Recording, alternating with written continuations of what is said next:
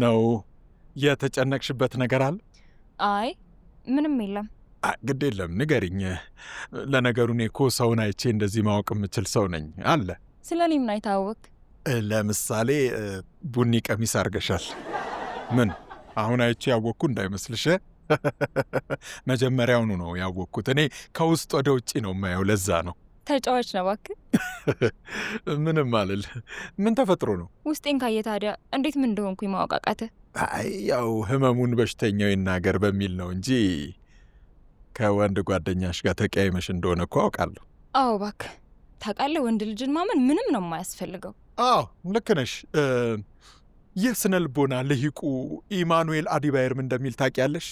ወንድ ልጅ ከማመን ለወንድ ልጅ መታመን ይሻላል ይላል። እውነቱን እኮ ነው። ጊዜ እንደፈለገ ካቃጠለ በኋላ ወደ አገር ቤት የምመለስ አይመስለኝም ይለኛል እንዴ። ይሄ እርኩስ።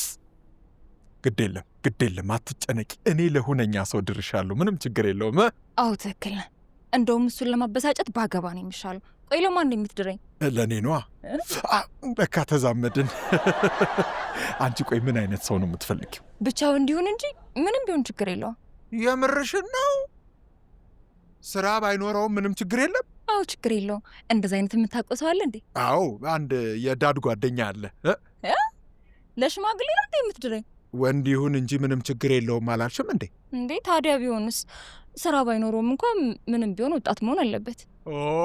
እንደዛ ከሆነ አንድ የወደቀ ወጣት አለ። እሱን ላንሳውና ታገቢዋለሽ። የት ነው የወደቀው? ጎዳና ላይ።